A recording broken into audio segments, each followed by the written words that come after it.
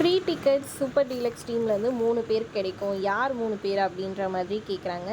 Already இந்த ரம்யா, வியானா இவங்க எல்லாருமே வேணுன்ற மாதிரி அடம் பிடிக்கிறாங்க சுபிக்ஷாலாம்.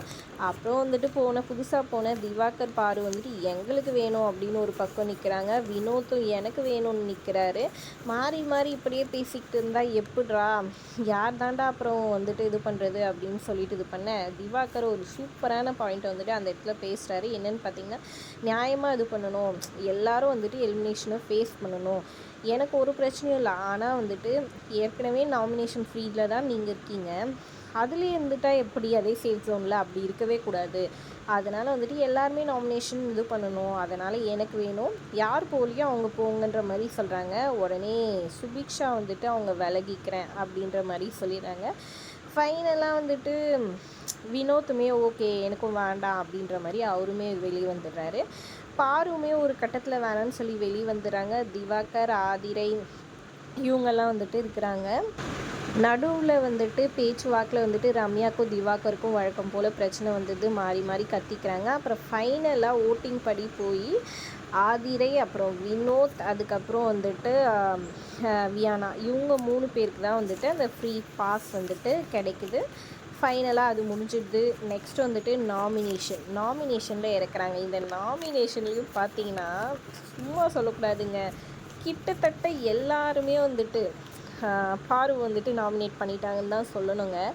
யார் யார் பண்ணலைன்னு பார்த்தீங்கன்னா, ஒன்று பாருவே பண்ணிக்க முடியாது. அடுத்தது பார்த்திங்கன்னா, நம்ம திவாகருக்கு தான் பாருவை ரொம்ப பிடிக்குமே, அதனால் அவருமே பண்ணல. அண்ட் கலையுமே வந்துட்டு பண்ணல. அடுத்தது பிரவீன்ராஜுமே வந்துட்டு பாருவை பண்ணல. இவங்க வரைக்கும் தான் வந்துட்டு பாருவை பண்ணல. மிச்சம் வீட்டில் இருக்க எல்லாருமே பாருன்னு சொல்லிட்டாங்க. இதில் ட்விஸ்ட்டு பார்த்திங்கன்னா, கலை வந்துட்டு திவாகரை நாமினேட் பண்ணாருங்க. செம ட்விஸ்ட்டாக இருக்குல்ல. திவாகரையும் சபரியும் வந்துட்டு அவர் நாமினேட் பண்ணாருங்க. அடுத்ததாக ஃபஸ்ட்டு வந்துட்டு சுபிக்ஷா வராங்க. சுபிக்ஷா வந்துட்டு பாருவையும் அப்சராவையும் நாமினேட் பண்ணுறாங்க. ரீசனும் சொல்லிட்டு போகிறாங்க. வினோத் வராரு, எஃப்ஜே அண்ட் பாரு வந்துட்டு நாமினேட் பண்ணுறாரு. கெமி வராங்க, திவாகர் அண்ட் பாருவை நாமினேட் பண்ணுறாங்க. சபரி வராரு. சபரி வந்துட்டு பிக் பாஸ் அண்ணன் அப்படின்னு சொல்கிறாரு. பாருவையும் கம்ருதீனையும் வந்துட்டு அவர் இது பண்ணுறாங்க. கம்ருதீன் வார்த்தை எப்போ பாரு விட்டுடுறாரு அப்படின்னு சொல்லிட்டு. அடுத்தது ரம்யா வராங்க. ரம்யா வந்துட்டு அரோராவையும் பாருவையும் வந்துட்டு நாமினேட் பண்ணுறாங்க. விக்ரம் வராரு. விக்ரம் வந்துட்டு கம்ருதீனையும் பாருவையும் நாமினேட் பண்ணுறாங்க. அப்சரா திவாகரையும் பாருவையும் நாமினேட் பண்ணுறாங்க.